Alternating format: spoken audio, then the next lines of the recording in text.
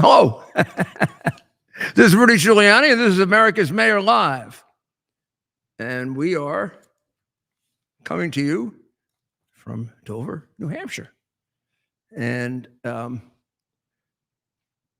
think the first thing we want to do is to just take a little pause and just pray that the agreement that the president and Prime Minister Netanyahu reached today with regard to Israel and the Middle East and Gaza works, and that war ends. But of course, it's not a sure thing at all, because although it's a very well crafted and very well thought out and seems like a pretty obvious agreement, it's in the hands of Hamas, who has turned down every agreement so far that has been extraordinarily generous to them. Now, here's what this one entails. If Hamas agrees, and both the president and the prime minister of Israel agree, there will be immediate end of fighting. No more killing. Thank you. There'll be a hostage and prisoner exchange within 72 hours of the time that Israel signs the agreement. No more piecemeal hostage. So all hostages will be returned, dead and alive. Now, there is a report that 2 are missing. I don't know what that means, and I don't know if that's been resolved. And in exchange for the Israeli, and I don't know if there are any, I don't think there are any live Americans left, but there are dead American bodies that have to be returned. 2,000 Palestinian prisoners will be delivered to the Palestinians. Israel will withdraw from Gaza in stages. When that's accomplished, what I just described, the hostages return, and they will. Do you want to put that map up, Ted, that we had? Yeah. Or I can use mine if you want. Okay. They'll make a small withdrawal from the seacoast, and therefore that people of Gaza will be able to live there without being surveilled or policed or looked over by the IDF. As the other terms of this agreement start to get implemented, then Israel will move back even further, opening up more of Gaza. And finally, when all of the things in here come to fruition in the agreement, then Israel will leave, as they did, back in 2005. Israel, despite our ignorant, extraordinarily ignorant students who talk about Israel. Here, I have it right here. You have it up now? Okay. So you see the first blue line that first blue line that you see is where Israel will move its forces back when the agreement is signed or shortly thereafter. Then, as more of the provisions are implemented, it'll take itself back to the yellow line, and then eventually to the red line, and then the line at the border that is striped is what would be called the buffer zone, the security buffer zone. So that's the geographic picture. The transitional governance, in other words, remember all the issues about who's going to govern Gaza. It's going to be put under a board of peace, which will be chaired by President Trump and a number of people that will be appointed to it, one of which has already been named. I think he's been named, or at least his name has been floated, and that's Prime Minister Tony Blair, who I think has agreed to do it. And then the agreement will requires that Gaza will engage in a de-radicalization process in all parts of Gaza. Their eventual ability to form a state will depend on how fast they do that and how effectively they do that to our satisfaction. In other words, the United States and Israel, not the UK. They're not parties to this, or Canada or Australia, who have already recognized the Palestinian, whatever the hell it is. I really don't know what they recognized. There's no Palestinian anything at this point. There's Hamas, which is 3/4 destroyed, and there's Fatah, who I'm sure is doing everything they can to, make sure their money is in their foreign bank accounts, because it's one of the crookedest organizations in the world. And they're the group that governs the West Bank. That's Arafat's old Palestinian Liberation Organization. It's a terrorist organization that became a mafia.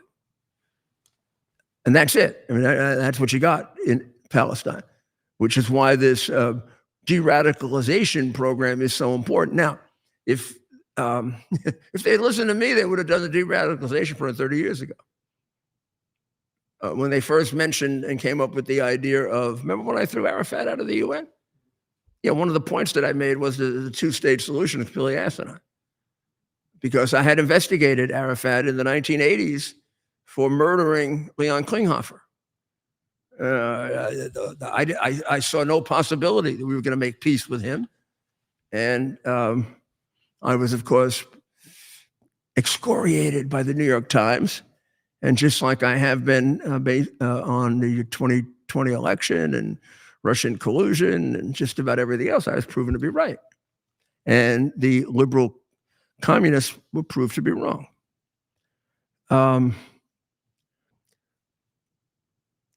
So those are the basic. That's the basic outline of this.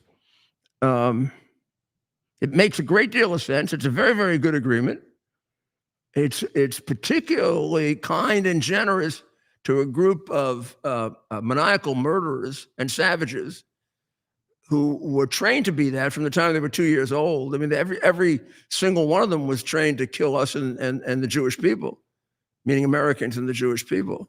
And we're going to allow them to have amnesty if we take their word for it. I don't know if I like that so much.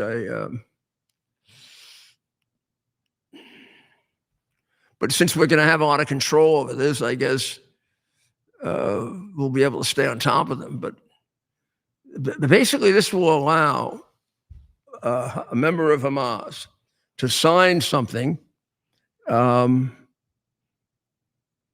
that says commit to peaceful coexistence and to decommission their weapons. Well, I guess it's all in how we define peaceful coexistence. It would seem to me they would have to recognize the right of Israel to exist as a Jewish state and promise to forego any efforts or any attempts to interfere with that, as well as any other form of terrorism. And then there's got to be a period of time in which their education changes. And I've never really participated in a de-radicalization program. I kind of have a sense of what you would do. But this has to be for real, and it has to go on for quite some time. And it has to be subjected to real standards of accountability. Therefore, it can't be run by a Democrat who basically, they're the ones who created this whole mess in the first place. I mean, any group that's had two presidents that are the biggest funders of the reign of terror. I mean, isn't it? It's insane that I even say that, right? I can't think of anyone who's given the Ayatollah who sponsors terrorism more money than Obama and Biden. I don't think China and Russia has given them as much money as we have. But in any event, let's see what happens. Let's see what happens with Hamas and whether Hamas agrees to this. And Mayor, we have a special guest, a good friend of the show. Many of our longtime viewers will know her. And now she's doing such great work with the Media Research Center. She's been to Israel multiple times. She knows the region. And those of you that have probably already guessed who this is, Justine Brooke Murray joins the show. There she is. Justine. Justine, how are you? Hi, Mr. Mayor. I'm good. How are you? It's great to be back, and hopefully with good Wi-Fi this time. Good. So now, what do you think of the agreement, and particularly how likely is it that Hamas has turned everyone down for one reason or another, but their backs are against the wall? They'd be insane to turn it down, but they are insane. So give us your thoughts on it. Right, they're not insane, they're evil. And they've turned down every attempt at a deal before. Once again, it's President Trump and the Jews who are trying to make peace. They're the peacemakers, and you have the legacy media and to the left and our academic dilettantes and the entire world trying to kind of squash it before it even comes into fruition. Axios, we had Axios, and then we had ABC with just like 5 minutes within this deal being put on the table already, blaming President Trump and Netanyahu for not considering the feelings of Hamas, which is a terrorist organization, and the media is treating a terrorist, a primitive group of savages, as if they're just Boy Scout groups that have been left out, and that we really need to consider their feelings about this when they're the ones who, as you mentioned during the show, this deal would let Hamas leaders get amnesty. They can go off to different countries as long as they sign a document or say that they are going to commit to peace. And we'll see what that looks like. But the situation is that Hamas doesn't even know what peace is. In their charter, they state that they want to wipe Israel out into the sea, and we'll just have to see if they're actually going to commit to it, or if they might just know that they could reject the deal and the media and the world will still side with them. Yeah, it really is. You and I have talked about it a lot. We've analyzed it a lot, and we've been through it a lot. And it's absolutely perplexing to me how you can flip Israel and the Palestinian Authority. But of course, that's what communists do, and that's what 1984 is all about, and that's what they're expert at. They're expert at substituting good for evil. Exactly. This is taught in our education. This is taught by our media, and of course, it's always the Western dilettantes and these white liberals or really leftists leading the charge, because we've adopted this idea.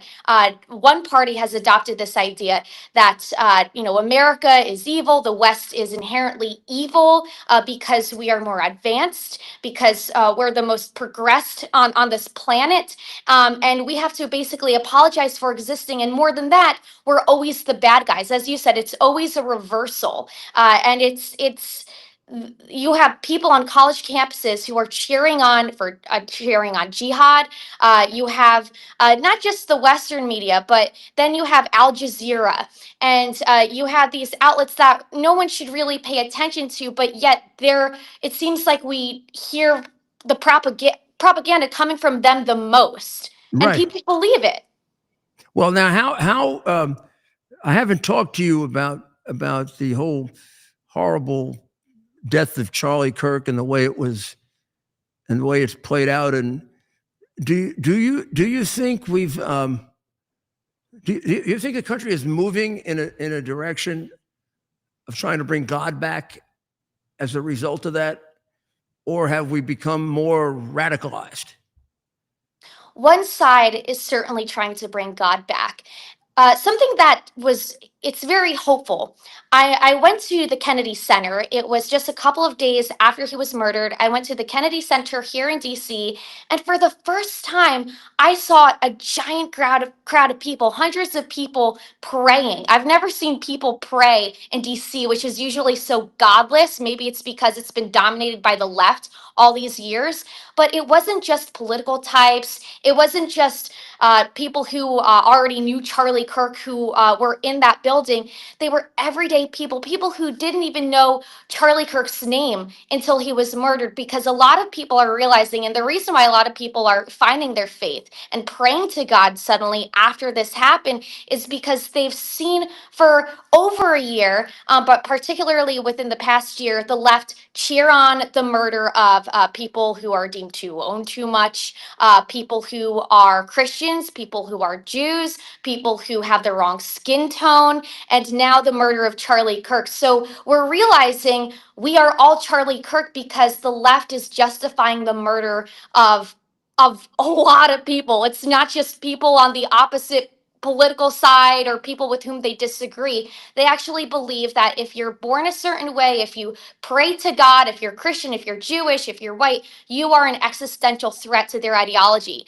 And only an existential threat can only be met with violence. That's their worldview. And we've seen the media try to bury this and deflect and talk about toning down the temperature on quote unquote both sides. In the same breath, they're calling us all fascists. Well, maybe we have to go through this to get through it. But at least we have a president that's leading us in the right direction. And as was demonstrated from Charlie's memorial service, he's got quite a large number of people who are helping to do that. So I feel that maybe in the long run, that we are headed in the right direction. We're certainly headed in a lot better direction than we were 2 or 3 years ago. So I think we'll get through this. And I think to me, the only hope for peace in the Middle East is for the Ayatollah for the reign of terror to go, and that country become a peaceful, some form of a democracy or a country ruled by law. If that happens, I think the Middle East is ready to change. And I think if it doesn't happen, they're going to prevent it, because that's their whole mission is to create an Islamic republic. And people just don't accept that. They don't believe it. Seems so ridiculous that Iran could create an Islamic republic that a lot of people just don't accept it. But that's what they believe. And they have at different times come pretty close to it.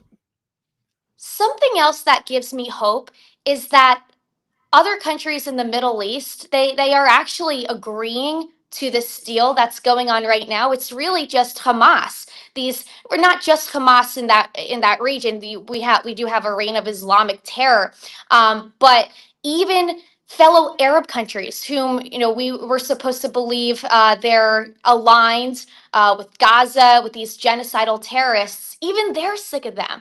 Like, notice how Jordan was supposed to let the Gazans into their country, but they didn't want to. Well, they did at first, and then the so-called Palestinians, they wreaked havoc, and they tried to take over the government everywhere they go to these different Middle Eastern nations. They also hurt and maim and murder. All they know is terror. And as you also mentioned previously on the show, this is something they teach their kids from birth with UN-sponsored propaganda. Yes, oh, yeah. Yeah. UN printed and paid for textbooks. Yep. Exactly. American paid for. Exactly. Well, and yeah. So you're doing all right? I'm doing pretty well. It's been it's been a tough 2 weeks after the murder of Charlie Kirk. Yeah, And hasn't it? Yeah. it really has, but there's also been some very uplifting aspects to see, our entire movement come together, and people who are in the center. Maybe this has happened to, I'm sure it's happened to you, but there's a lot of people who I haven't spoken to in years. People I didn't even know were involved in politics, or they weren't, and they reached out and checked in and said, hey, we hope you're okay. Please stay safe out there. But it's, so as you said, it is there's a chance for hope. There's a chance for an uplifting moment here, especially seeing a lot of people coming to God. But we have to expose left wing terrorism and their support for Islamic terrorism for what it is. Well, you do a great job of it. Thank you very much, Justine. God bless you. We'll talk to you very soon. Talk soon. And now we will take a short break, and we'll be right back.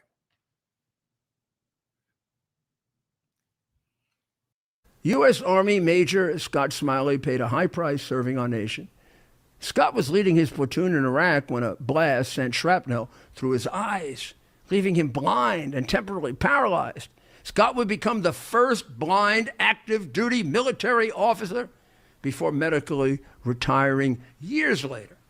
Thanks to friends like you, the Tunnel to Towers Foundation gave Scott and his family a mortgage-free, specially adapted smart home. Show your support for America's heroes now.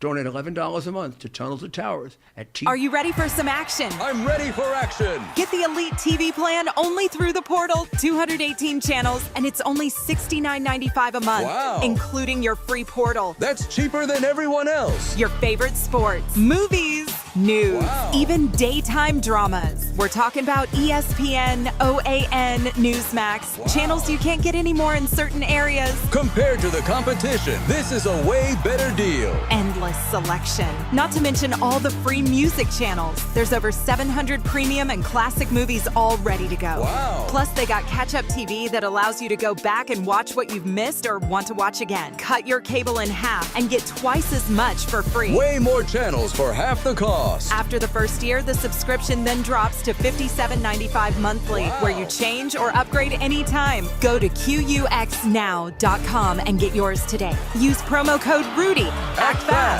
These deals are selling out.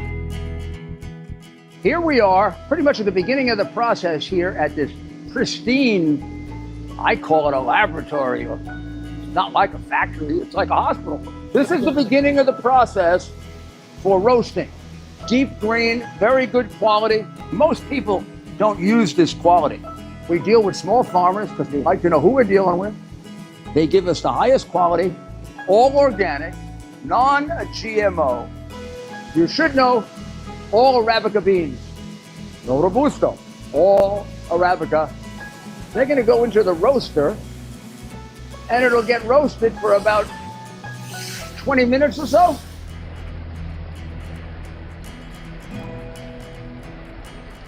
Oh my goodness, look at these. My goodness.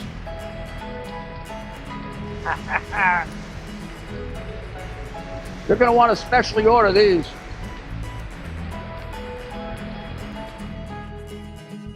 This is what goes into Rudy's coffee.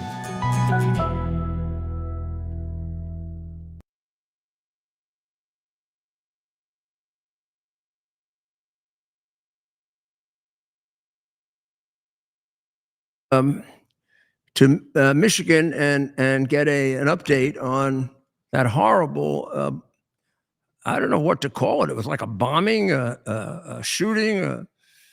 It's really when you look at the video of the Mormon church that was put on fire.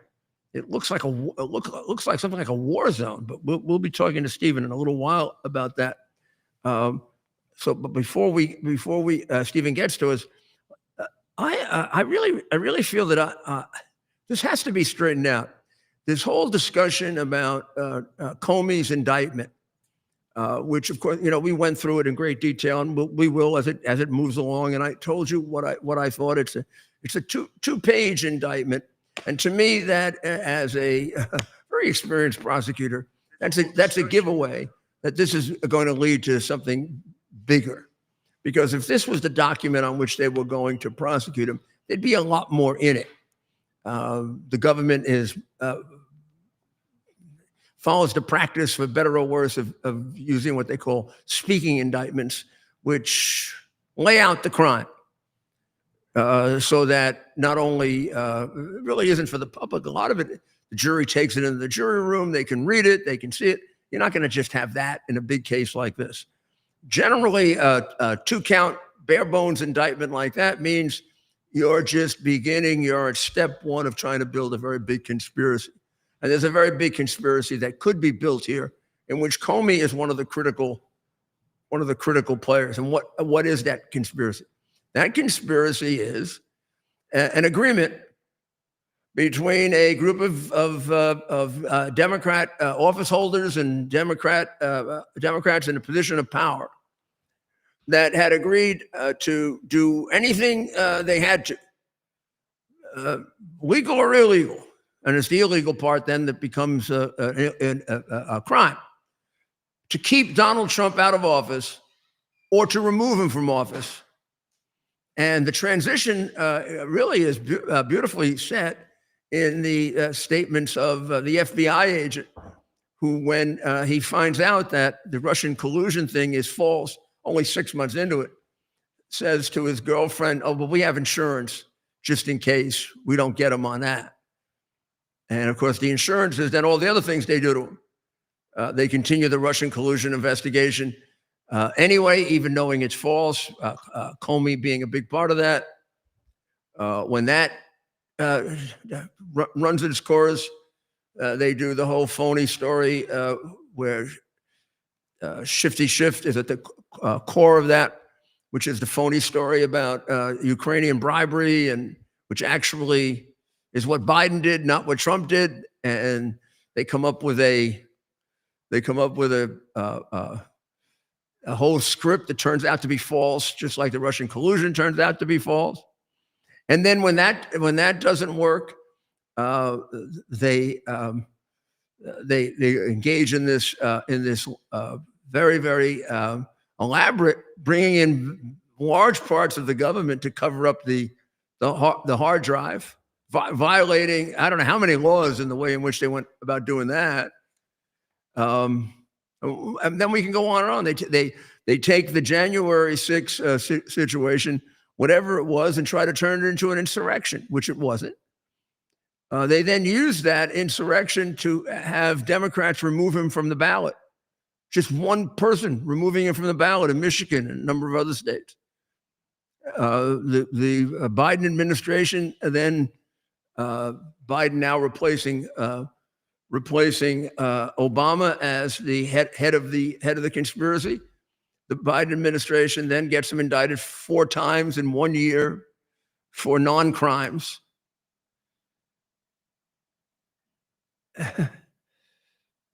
And I don't know if this RICO that I'm laying out to you ends up in, if they did all that to get rid of him, who had the biggest motive to kill him?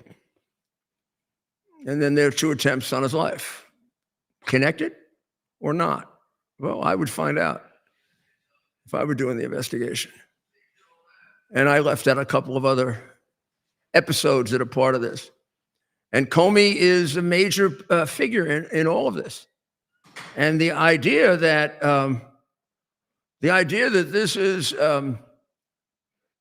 somehow warping the criminal justice system, this is right out of their playbook. This is their whole ability to spread disinformation and make it stick because they control the media all over again. There's a world of difference. And the world of difference is the difference between an honest, decent government and a crooked one, between what was done to Trump and what's being done to Comey.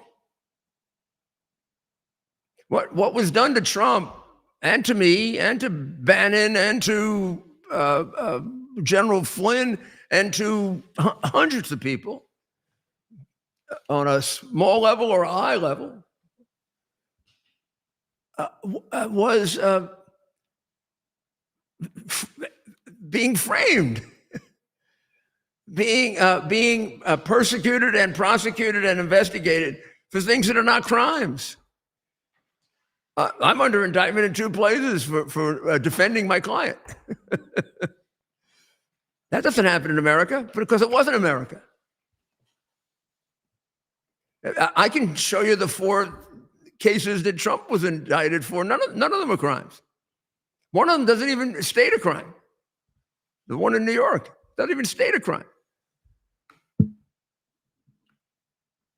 On the other hand, what Comey is accused of, even now, the little one, where it starts, is a crime. Now, the disinformation and the ability to brainwash is so unbelievably strong that you can take an extraordinarily intelligent person who, and he is an extraordinarily intelligent person with a kind of hatred of Trump that warps what could be a very good logical mind. Now, I want you to I'm going to read one sentence to you, and I'm going to show you why it warps a good logical mind. This is Holman W. Jenkins Jr. from the Wall Street Journal. And his column Sunday says the following: James Comey's real crime was bad judgment.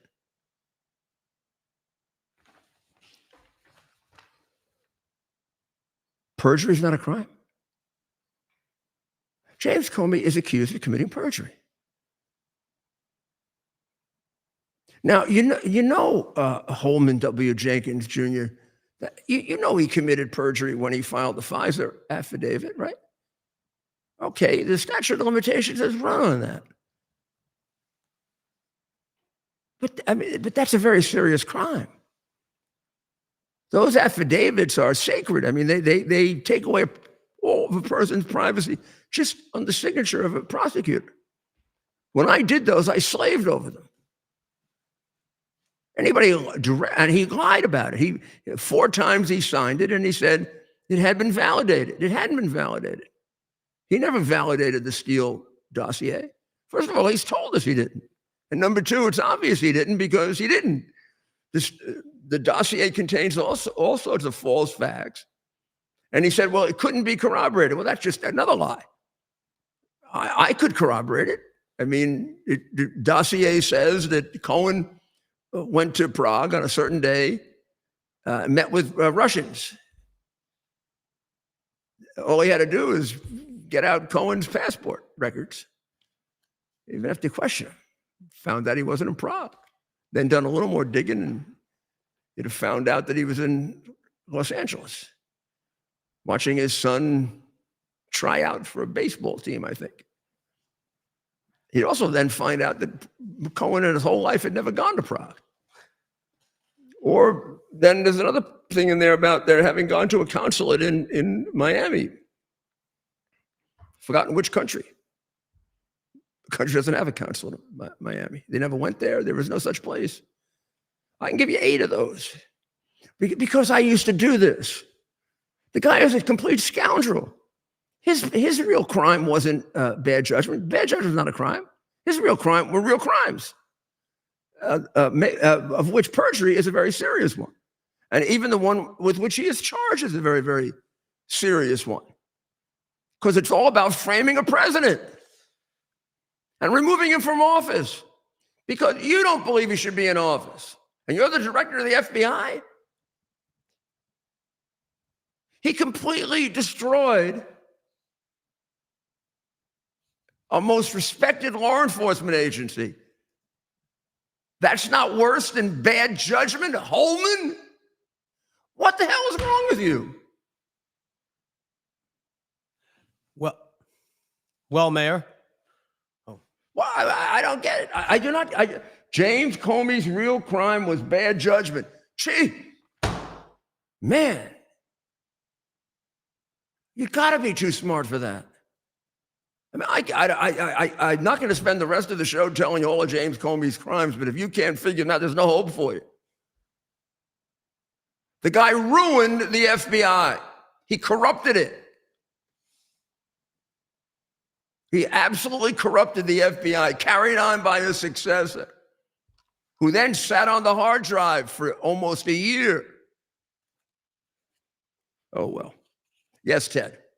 Well, Mayor, we will obviously be following this closely. Comey I believe, expected to have his arraignment October 11th, but let me get that date.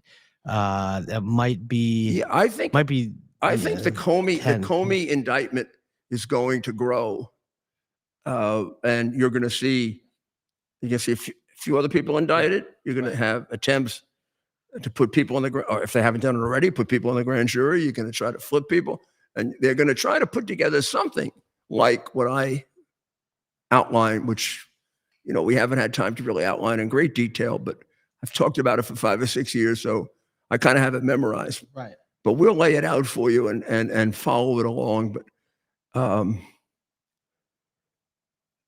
the case right now is a case in which there are 3 witnesses who say he lied, and significant number of documents that prove that he was lying. And perjury may not be murder, but it's a lot worse than bad judgment, Holman. Yeah. Also, trying to remove a duly elected president of the United States based on false testimony is a pretty damn serious crime. Right. In fact, it gets pretty close to treason, my friend. So we'll be following that. Yeah, I mean, what they've done with Comey and Trump, and Holman falls for it.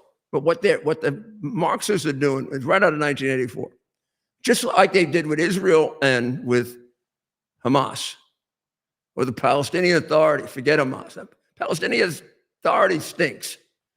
Hamas is much worse, but the Palestinian Authority stinks. It's completely crooked. Everybody's trained to kill you, Americans. They made them moral equivalents first. I remember when they did it. I remember fighting against it.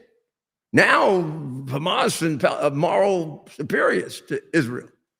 They're not moral equivalents. They don't even compare to each other. One is a nation, a great one, with frailties and great strengths.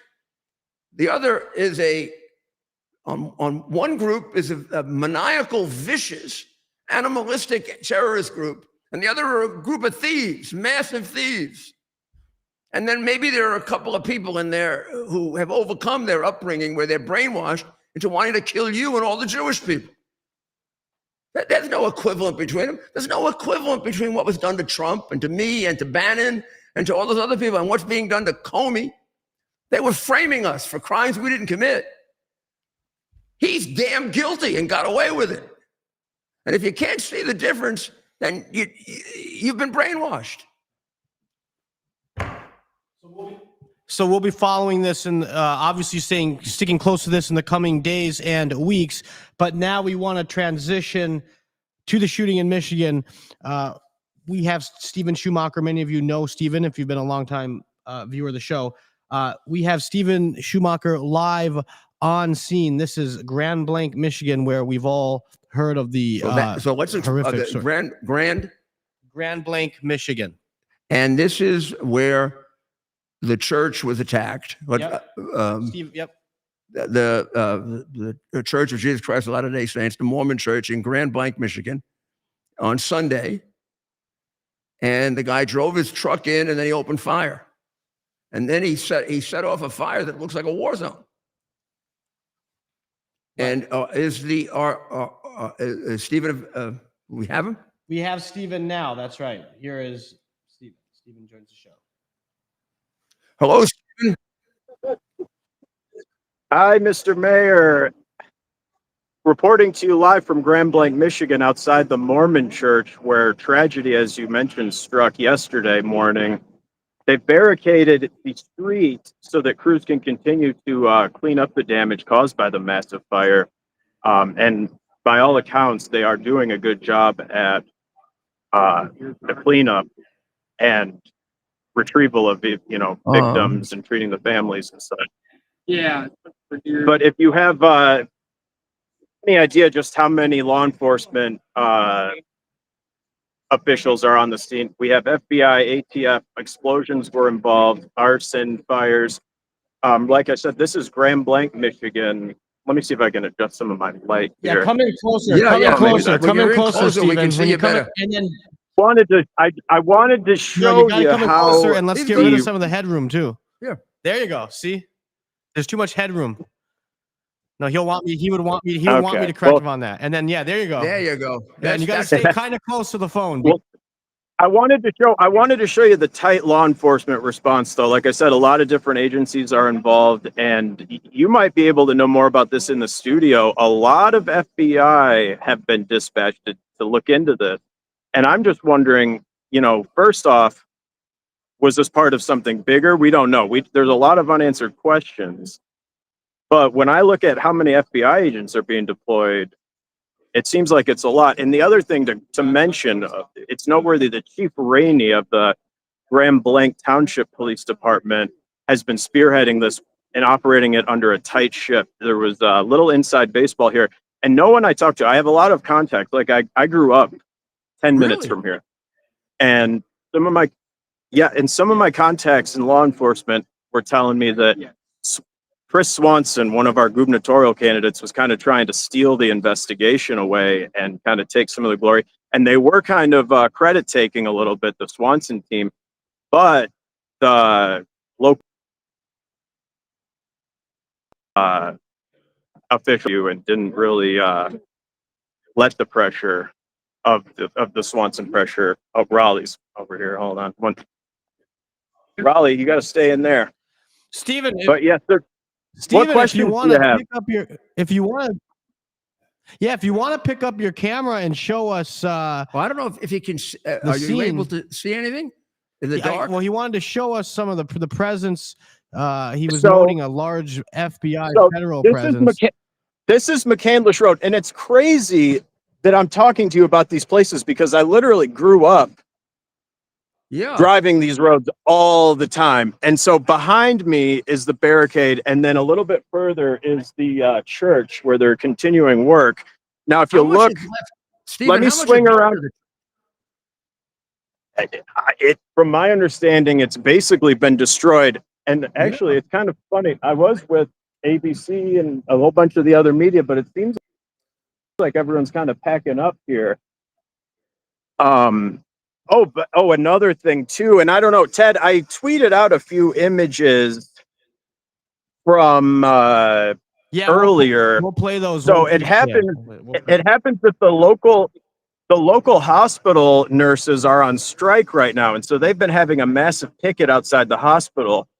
They were allowed to go into the church to triage, and so nurses weren't turned away there. Nurses were turned away when they tried to go into the hospital to help the victims because of the strike. Are you serious?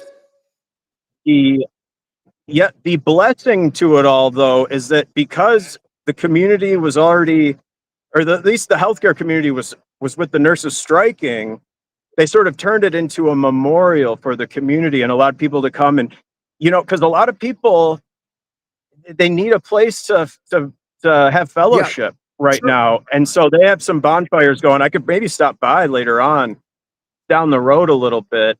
I'm also down the road from the Trillium where the Family Reunification Center was. And that's where I went to movies growing up.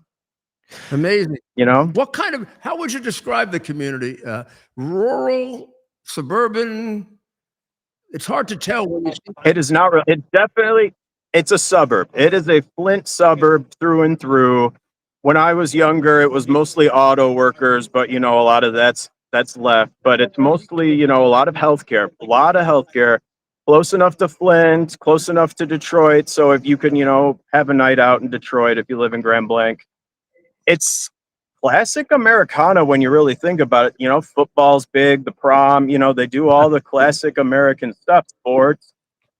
We always played them in sports growing up, Grand Blanc. Anything about the Mormon church? Has that been there a long time or?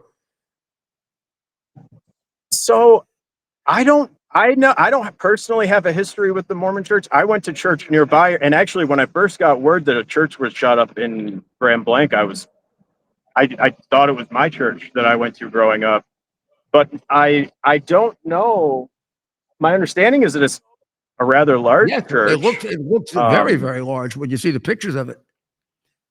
And quite a fire. Yeah, well, and you can tell that they're a community based on the response that I've seen so far. people have really been coming together and making a lot available. Stephen, have you? Yeah. So what is the mood of the community? I know it's now nighttime. It looks my like goodness. things are kind of gotten quiet. Is there a somber mood? Have you been around during the day? What would you say? How are folks feeling? Well, people are responding in their in different ways, right? So there are a lot of the law enforcement types that I've been interviewing that have remained stoic. You know, they have to remain calm, willing to help. So a lot of community members. It's like, and we remember Oxford, Michigan. I don't know if you remember that, but there was a shooting in Oxford. Strong kind of became the rallying cry, like Boston Strong. And a lot of people are kind of expressing at least that sentiment from what I've observed. There was a little makeshift bonfire where people were gathering, and that was kind of the general attitude. And it wasn't, there were tearful people, right? But it wasn't all tearful. It was a lot of that, like, let's come together. Mm-hmm. It wasn't the cry.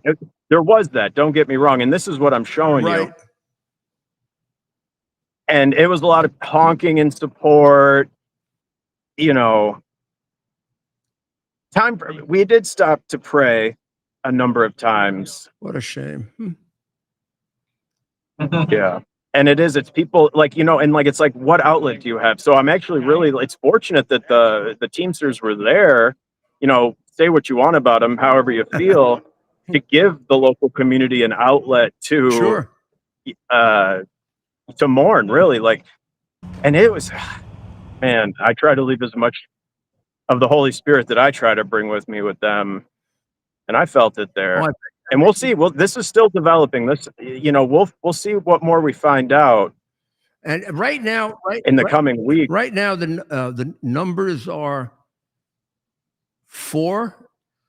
Is it four dead, 8 injured still? Yes, because they were worried. 5 dead if you include the shooter. It's not. I don't like to include the shooter in these statistics, but the shooter was. Oh, and that was another thing that you have to note. Law enforcement responded very quickly, and the shooter was killed, I think, within 10 minutes of the first 911 I think call. they were there in like within minutes. Within minutes of the incident, that's my understanding as well. They almost couldn't have been there any faster. They're showing that that's my understanding. We're showing some pictures of the fire. You know, it looks like a war zone. The fire looks like a war, looks like something in Ukraine or Israel or.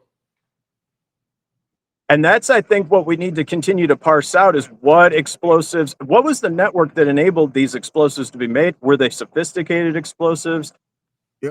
God forbid, are there more out there? And that might be, one reason for the deployment of all the resources. Oh man. Yeah, well, I think. Yeah, I mean, and look, also what you have to always begin this with the notion that it is connected, and then hopefully find out that it isn't. But you can't begin. Yeah, and we have to explore who helped and who, if anything, helped them, provoked them. Right. It's to find meaning behind all these tragedies, and sometimes it's hard because there isn't a coherent logic to a lot of these madmen out there. And they may be different. They also some of them may be different. You know, they may come from different reasons, and this one we don't know an awful lot about, except. And we try to seek patterns as humans. As humans, we try to seek patterns. That's what we do. But it's not all. They don't always fit into that neat little box. Well, and man. Well, keep in touch with us, and give yes, sir. And give our condolences to the people there. Tell them that we really feel terrible. Really feel terrible for them. Thank you. That will mean a lot. Well, actually, I kind of already did. I just figured I sent your piece to a lot of the law enforcement community that I've been talking to, and that it was much appreciated. And they're, they're under tremendous excited that I'm bringing. I said they're under tremendous pressure right now. If you think about all the shootings that are going on, and I mean, just even over the weekend, there were three or four of these. Some that didn't even get reported in Texas, and Now, if only 2 people get killed or 2 people get wounded, it's not, my goodness, it's terrible. Well, thank you, Stephen. Yeah. Thank you. We'll talk to you real soon. God bless you. And take care of yourself. Just terrible. So 4 dead, 8 injured, 1 critical in that shooting, and we'll stay on top of that. And that church burned to the ground. Well, I just from looking, as he was moving around, it looks like the fire is now out, which, it wouldn't have to be given the nature of this fire. This fire could go on for a very long time. I mean, it's a very, very, that was as I said, that was like a war zone. That was like a war zone fire, Ted. Right. Well, in addition to that, of course, there was the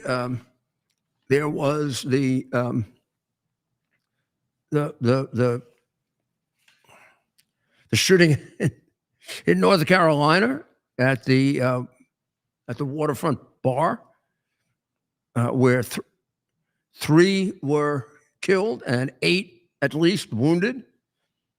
In South Texas, there were 2 killed and 7 wounded. In New Orleans, there was 1 dead and 3 wounded. So it was a heck, terrible weekend.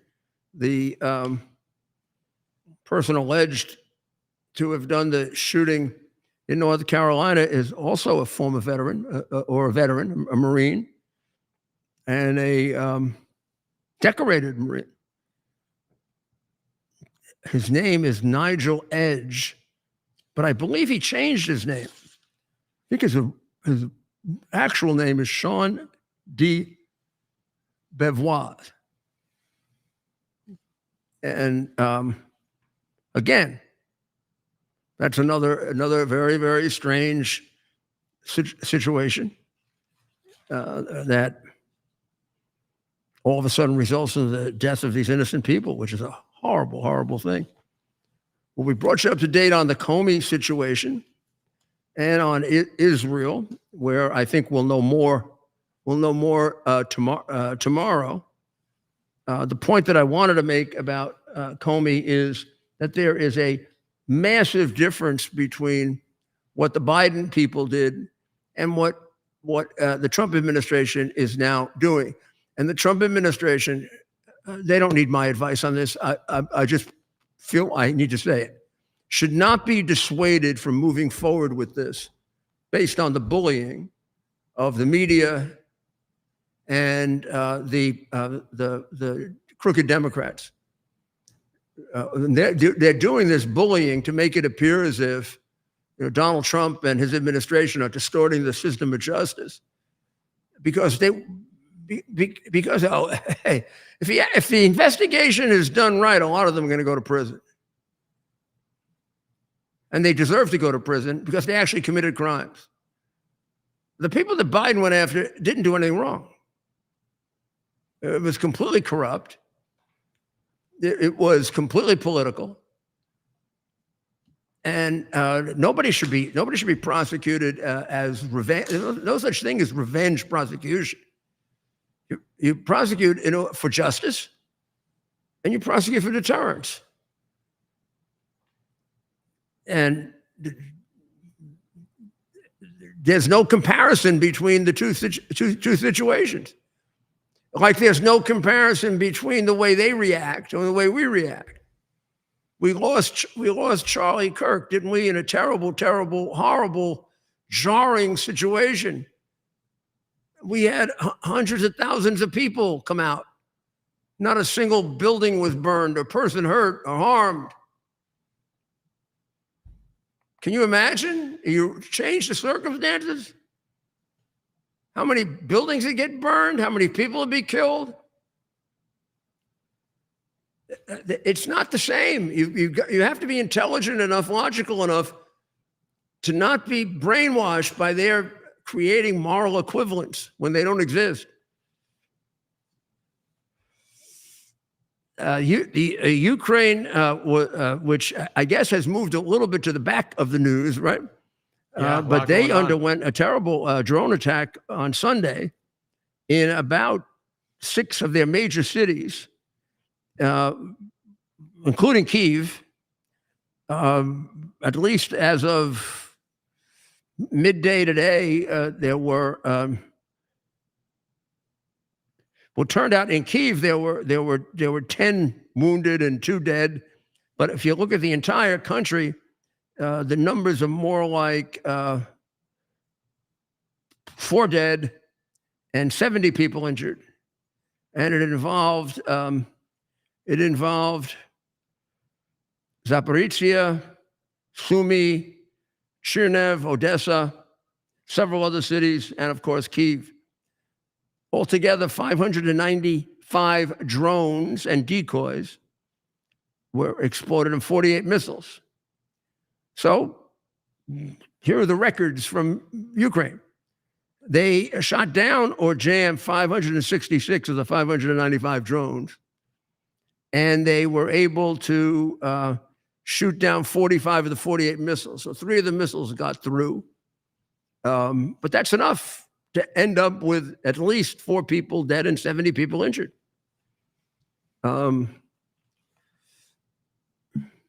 the targets were all residential buildings, civilian infrastructure, medical facilities, a kindergarten. A 12-year-old was killed. Children were injured. Fair number of children were injured. Almost all, if not all, of the injuries and deaths were civilian, no military. There are no warehouses, no plants, no industrial structures. This is absolutely barbaric on the part of Putin. And of course, the Kremlin claims they only shoot military targets. I mean, this is just like we're back in with the Soviet Union. They just lie their backsides off completely. Yeah. You know that Mayor Adams has stepped down as a candidate for mayor of New York to try to prevent the election of a communist to the office of mayor of New York City, which would be a tragedy for my former city, my home. It would be an absolute tragedy. The greatest city in the world governed by a communist. Look at what the maniac jerk in London has done. He's an Islamic defender, Islamic extremist defender. And right across the river in New Jersey, we have a race for governor going on with a candidate like Mondami. Her name is Mickey Sherrill. Mickey or Mikey? Mickey. Mickey Sherrill. She's quite a crazy out of her mind lefty. She both her and Zohan Mondami refused to speak out against all of the memorials they've had, including Mondami's party, the Socialist Democrat Party that he belongs to, for you will know her as Joanne Chesimard. Her name now was Assata Shakur. She has been a fugitive for 45 years, living in communist Cuba after having murdered a New Jersey state trooper, Werner Forster, who was executed in cold blood. Governor Murphy wrote, she was convicted of the murdering a New Jersey state trooper, Werner Forster, who was executed in cold blood. Governor Murphy, a Democrat, said, there are so many worthy heroes to celebrate. She is not one of them. Cheryl did not make any comment on this, nor did Zandami, whatever the hell his name is. I'm sure they were admirers of Joanne Chesimard. I mean, after all, she just killed a cop. What a cop's worth to them. This is also the same woman, Cheryl, who voted for the resolution in Congress of consolation and praise for Charlie Kirk, and then immediately came back to New Jersey and attacked him as being something akin to a Nazi. I mean, this is ridiculous that she's running. She's also the one that I mentioned earlier who was asked on one of these left-wing shows by some half-wit, how did your net worth go up by at least $7 million? And she said, I don't know. I don't know. She can't figure out how her net worth went up by $7 million. Maybe she shouldn't be the governor. Because maybe it'll go up by 50 million if she becomes the governor and she won't know. Particularly in New Jersey, that could happen. So, I mean, when she's having trouble speaking out against Joanne Chesimard, you got a real problem on your hands there in New Jersey. And if she can't figure out how she went up by 7 million, you know what that means in New Jersey, don't you? Huh? Come on. Your paisans in New Jersey. Half my relatives live in New Jersey. All those mafia people in New Jersey, I sent them there. That's what I used to say about The Sopranos. You know, the show begins and Tony's in the car. And then you see to New Jersey, he's going through the tunnel. I used to tell my friends every time that showed up, I sent them there. I used to be accused, of doing that with crime. I was accused of reducing crime by sending it to New Jersey. I didn't have to send any crime to New Jersey. There was a time in which you actually couldn't be a mayor unless you went to jail in New Jersey. I mean, they wouldn't accept. I mean, every mayor went to jail. Well, I was 9 or 10 when The Sopranos came out, and I was always surprised and confused as a kid why the opening scene was New Jersey. Yeah, well, we sent them there. They couldn't stand being Now there. I know why. Yeah. Well, Mayor, we can't. And I know, look, we cover a lot of heavy topics on this show. So let's cover something soft, and then we'll send them off to see Dr. Maria. Well, we have a couple sports topics to cover. Go ahead. Well, the Ryder Cup, you had mentioned to me. Oh, the Ryder Cup. Why I have a video. Why is McIlroy using the F word, and why is the crowd? I don't get it. I told you it would be wild, though. It would be different than Augusta. Different than Augusta and different than Europe. I mean, this is a public golf course. People go to this golf course at midnight, stay up all night, and get up and play golf. Because of the state of New York subsidizing it, they keep the rates fairly low. It's not. This is Bethpage has like it's like four or five golf courses of different levels. Mm-hmm. And this, of course, is a world class, one of the 10 or 20 best golf courses in the world, and it's public, which is quite a thing to be able to have that. In fact, I think it's still true. You have to have a certain handicap to play. They're not going to let just anybody play there. Yeah. They do have another course right next to it that you can play that's almost as nice if you're not like a great golfer. And then they have some courses that aren't as nice. I mean, they different levels. But there's another course that you can play that would be almost equivalent right next to it. So this is Roy. It's right on the border between Nassau County and Suffolk County.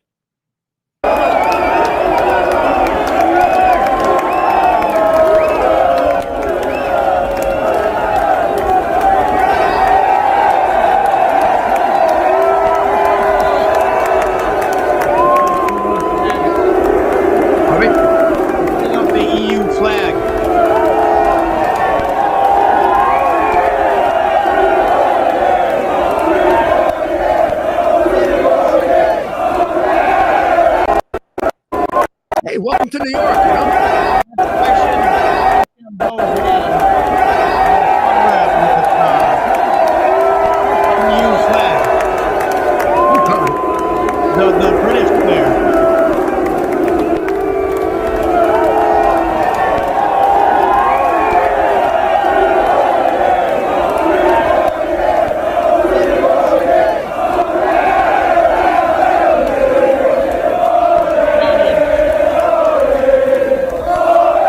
that's not him dropping the F-bomb. You don't see that at golf.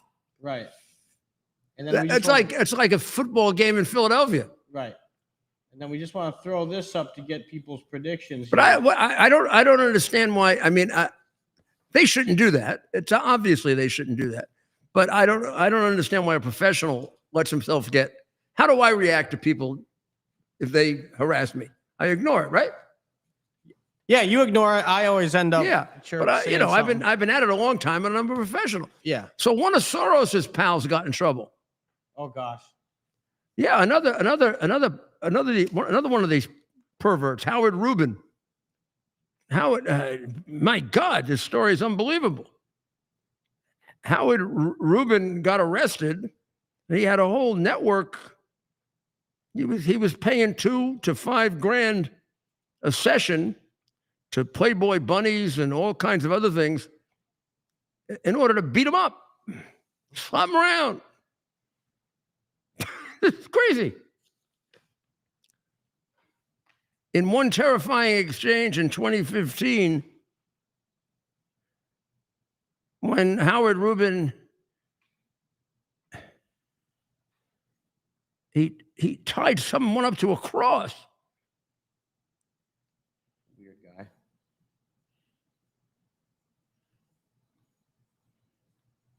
Oh my goodness, I don't even want to read it. That's weird. And then you see a picture of Soros there, and you think about Soros's life. Wow. Well, I don't know how fair it is. I don't know how close they were, but he worked for Soros, and he looks like I'm not going to say like Epstein, but who knows? I don't know. Yeah, you got a picture of him up right here. There's Howard. Yeah, that's Howard. He kind of looks familiar.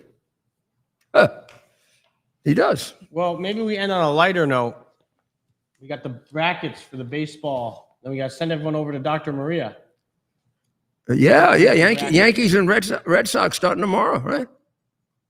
So who do you got, Mayor? Who's going to go to the World Series this year? Oh, come on. From the National Who's League. going to win the World Series? Who's going to go from the National League? I'm not even concerned about who's going to go. Whoever goes from the National League, Yankees will beat them. Who's going to go from the National League? You can take some time to think about it. The games don't start I until can. tomorrow. We want to go over to Dr. Maria in a little while. So look, baseball I do quick in my head.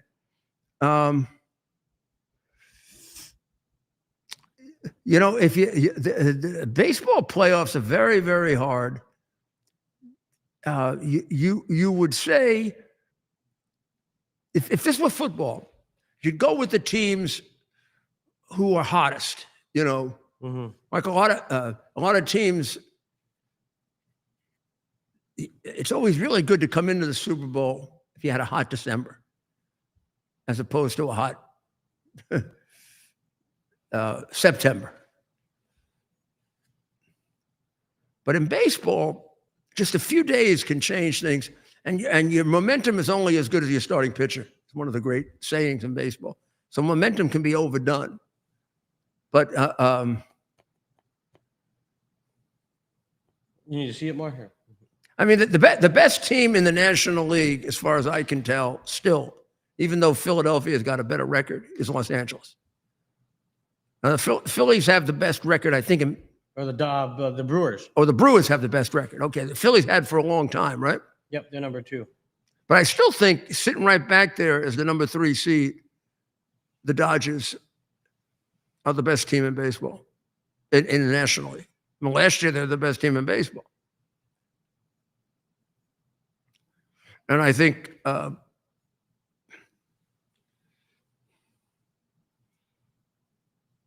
the way the Yankees have been playing the last month, they probably for the last month have the best record in the American League. I mean, they came from 6 games back to tied for first. And it based on the season series, Toronto took first place, but the Yankees had the same record as Toronto. Mm-hmm. Well, the games start tomorrow. We'll be watching. We know who you're rooting for. And I think that I know you're going to get upset with me because you root for the Tigers, but I think the toughest series of all for the Yankees until they get to the World Series will be that one with Boston. Yeah.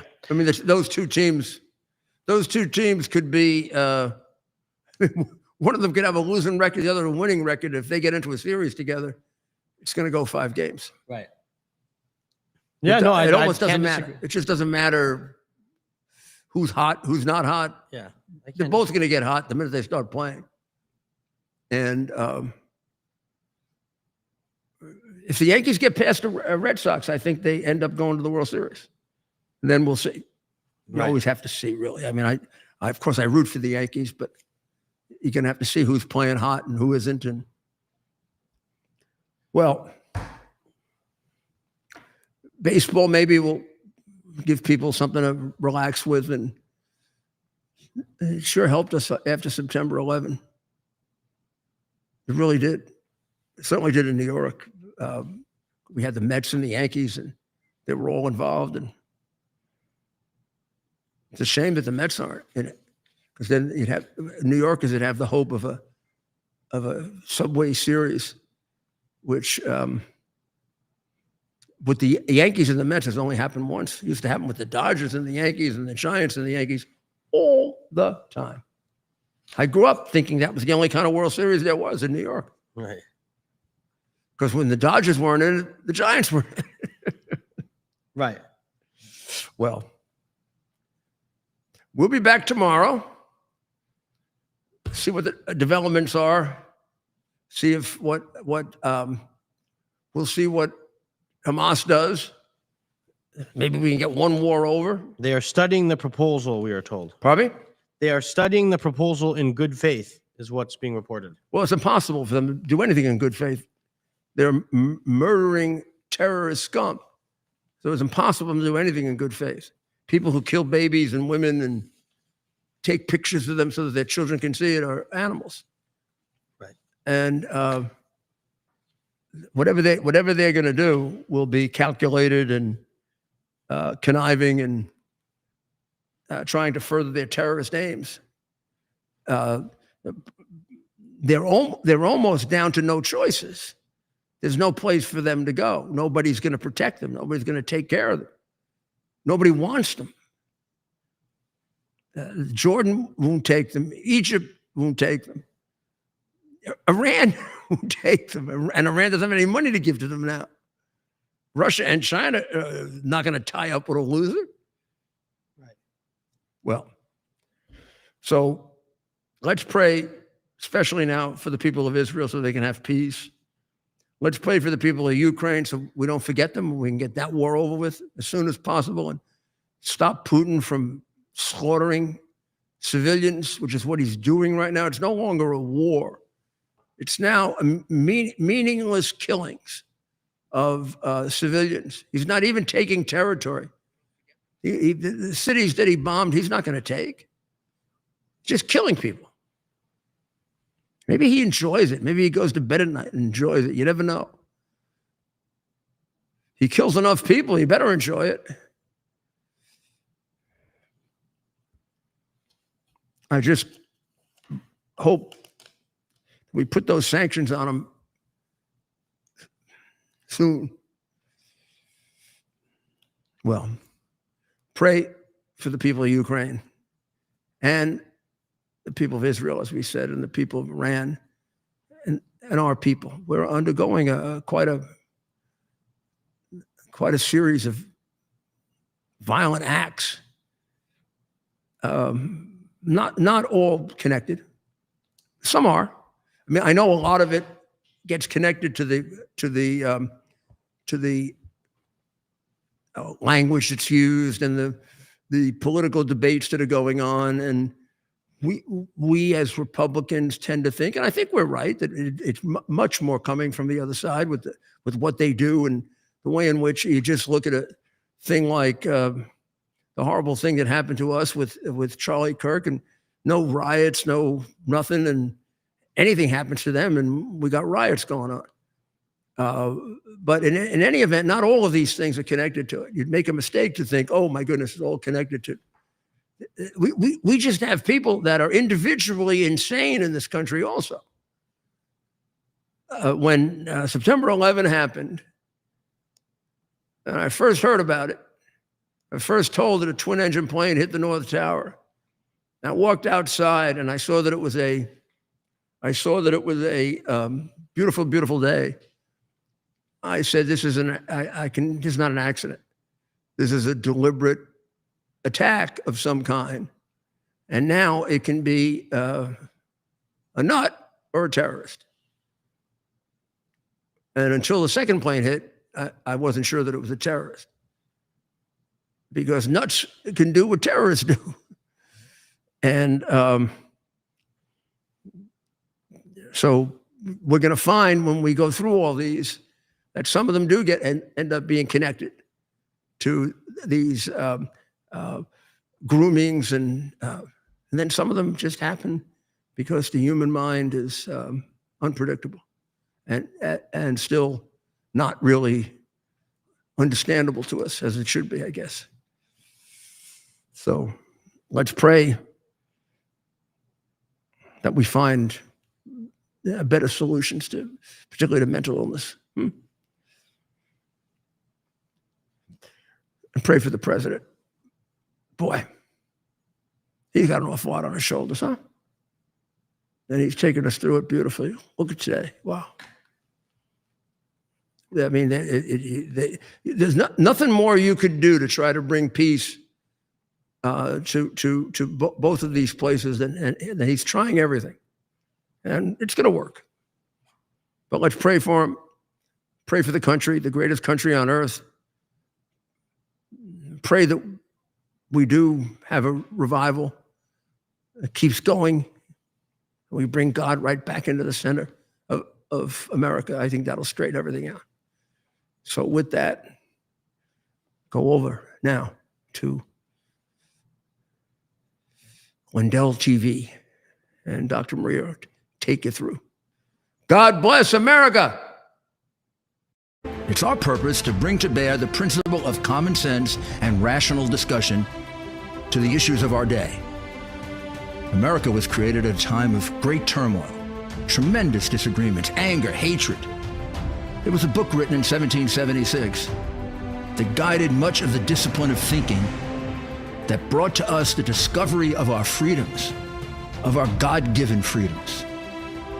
It was Thomas Paine's Common Sense, written in 1776, one of the first American bestsellers, in which Thomas Paine explained, by rational principles, the reason why these small colonies felt the necessity to separate from the Kingdom of Great Britain and the King of England. He explained their inherent desire for liberty, for freedom, freedom of religion, freedom of speech, the ability to select the people who govern them. And he explained it in ways that were understandable to all the people, not just the elite. Because the desire for freedom is universal. The desire for freedom adheres in the human mind, and it is part of the human soul. This is exactly the time we should consult our history. Look at what we've done in the past and see if we can't use it to help us now. We understand that our founders created the greatest country in the history of the world, the greatest democracy, the freest country, a country that has taken more people out of poverty than any country ever. All of us are so fortunate to be Americans. But a great deal of the reason for America's constant ability to self-improve is because we're able to reason, we're able to talk, we're able to analyze. We are able to